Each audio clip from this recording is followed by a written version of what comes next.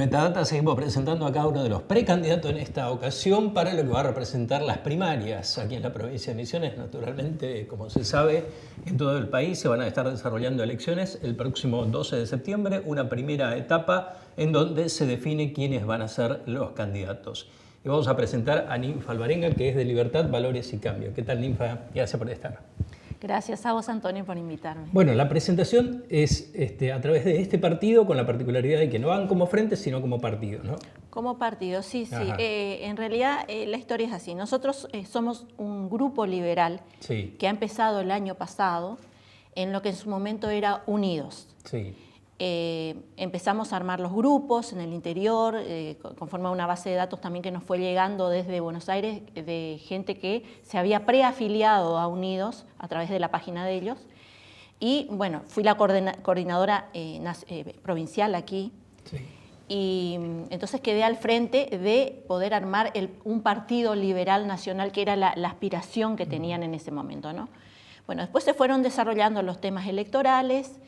Y en un momento cuando nosotros vimos como grupo que Unidos se estaba yendo como para incorporarse a Juntos por el Cambio, fue cuando decidimos entre todos, de común acuerdo, salir de Unidos y quedarnos como independientes para continuar haciendo nuestro partido provincial liberal y distrital, si es posible, desde aquí, ¿no es cierto? Desde el espacio que nosotros ya habíamos conformado.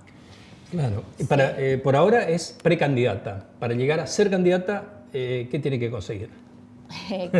Más de 14.000 votos, sí. Así que espero que la ciudadanía nos acompañe. De todas maneras, nosotros ya conseguimos 9.225 votos en las elecciones anteriores, donde yo encabezaba también la lista de diputados provinciales, ¿no? Claro.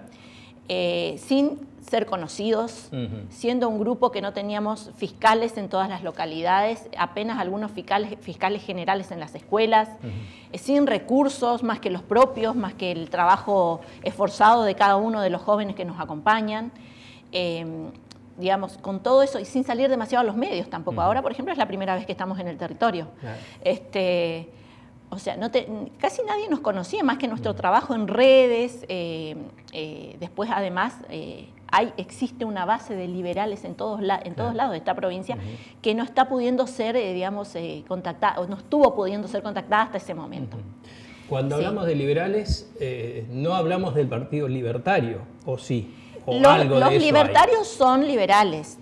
Lo que pasa es que existen grados, digamos, que van un poco más hacia el extremo. Los libertarios serían unos de ellos, porque en las conversaciones con ellos, la mayoría de ellos son anarcocapitalistas.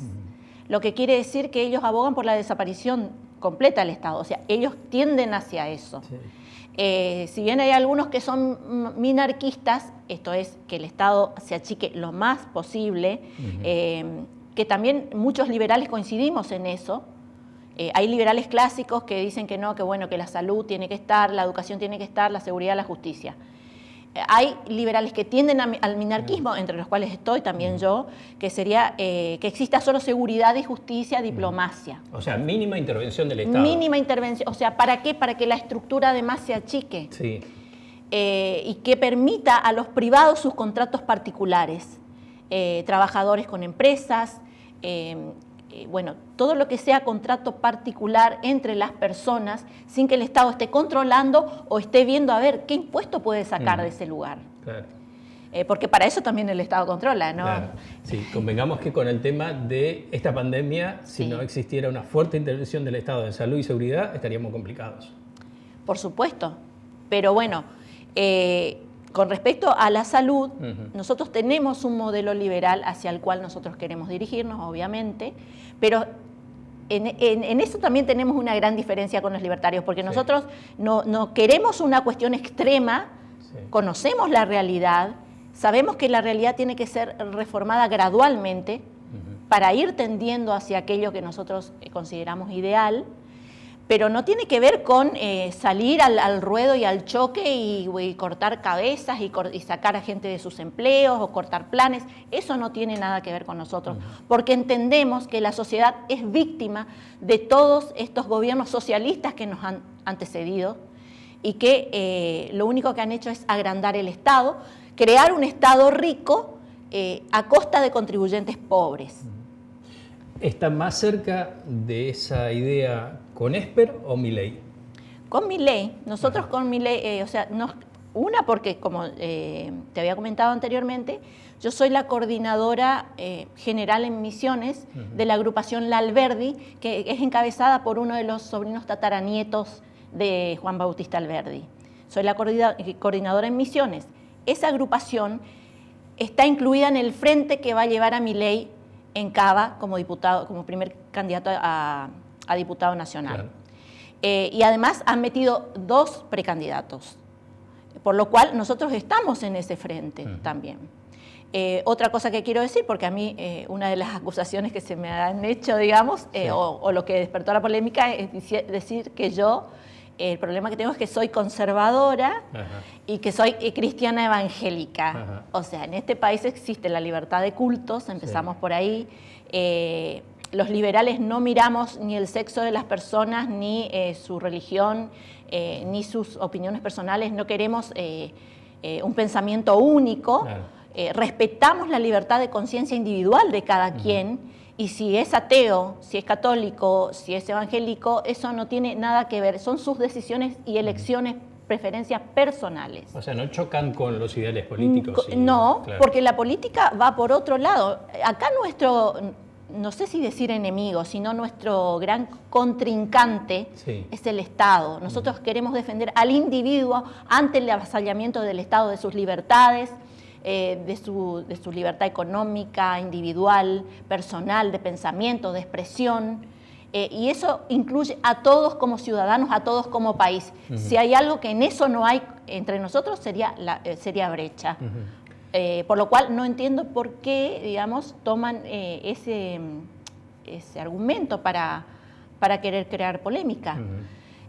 Por otro lado, yo soy absolutamente consciente de que esto no es una congregación religiosa, sino es política. Sí. Y además, nunca estuvo en mi ánimo, y todos los que me conocen saben, de bajar línea de ningún tipo.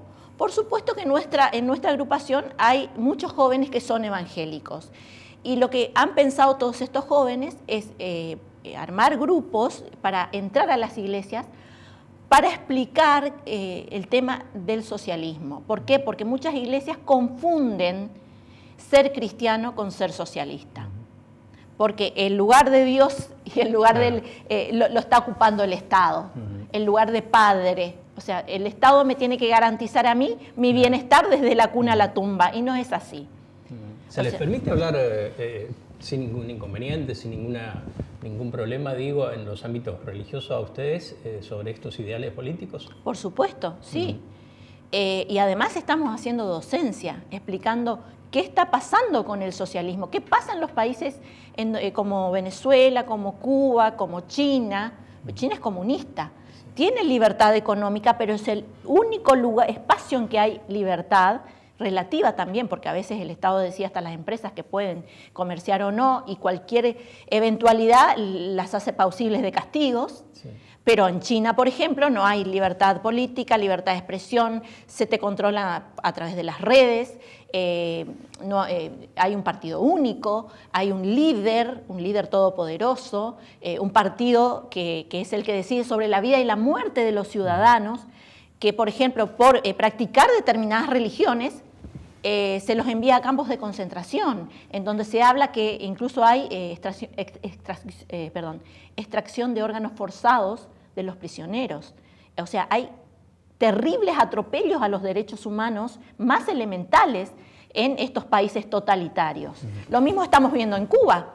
¿Qué está pasando en Cuba? La gente sale a pedir libertad. Si fuera un sistema realmente paradisíaco, como dicen los que admiran tanto, digamos, este sistema cubano, no estaríamos viendo lo que estamos viendo. Las redes permitieron que nosotros veamos la realidad, no esta utopía que nos quieren vender respecto a los socialistas, digamos, ¿no? ¿Cuál es la base, Ninfa, de este acompañamiento que en esta primera instancia citaba? Ya cuentan con una base de votos, si se quiere. Sí. Más o menos, ¿cuál es el perfil del votante que ustedes van observando y sienten que tienen el acompañamiento? Yo creo que todos los comerciantes, los emprendedores, las pymes, los productores. Porque, por ejemplo, en nuestro segundo candidato es un pequeño productor yerbatero y nos comentaba que en la cadena integrada productiva, por ejemplo, si un kilo de yerba saliera a 100 pesos, este es un ejemplo, ¿no? Simple. 100 pesos, de esos 100 pesos, 10 pesos van al productor. Y el que más gana ahí es el Estado, que saca 49 pesos. Y el resto es para el resto de los integrantes de esa cadena productiva. Entonces, el que trabaja, el que produce, está llevando una ínfima cantidad y el Estado está ganando con el trabajo de esa persona un montón de dinero, digamos, de impuestos. Claro. Y no es justo, eso no es justo. Además de que vemos la corrupción que existe, la discrecionalidad en el reparto de fondos estatales, vemos los negocios de amigos, cómo se manejó muchas de las licitaciones de la pandemia, por ejemplo. Entonces no es justo que a los bienes de consumo el Estado nacional, sobre todo, porque el provincial no tiene tantos impuestos, pero sí la mayoría de esa carga impositiva, de esa esclavitud impositiva, viene por los impuestos que nos carga en los bienes de consumo la nación. Bueno, ¿y cómo van a llegar, digo, con estas propuestas? Más o menos ya nos contaba distintos ámbitos.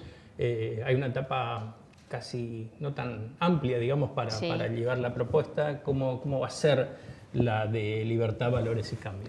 Bueno, nosotros, por ejemplo, armamos la lista con 4 integrantes del interior. Uno de Santo Pipó, otra de Oberá, otra del Dorado y también otro más del Dorado, ¿no? Solamente hay 2 de Posadas. Sí.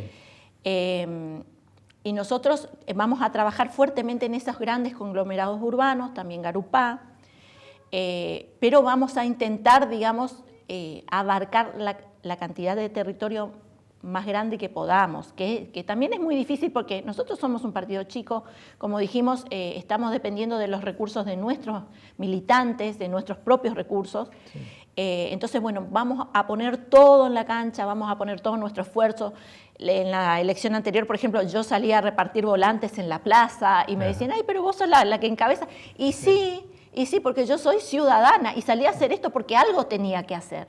O sea, tenemos que levantarnos contra esto que vemos que se está viniendo, que se roba el futuro de nuestros hijos y de nuestros nietos.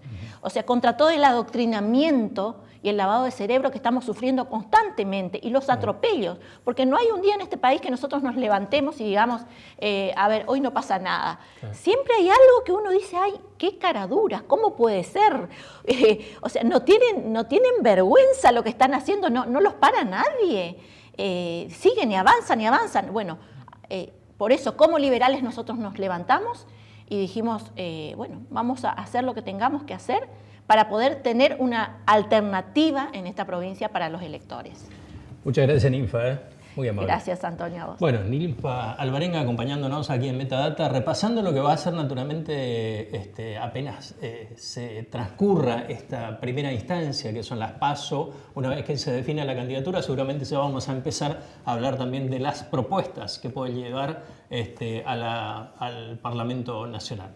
Vamos a la pausa y ya volvemos.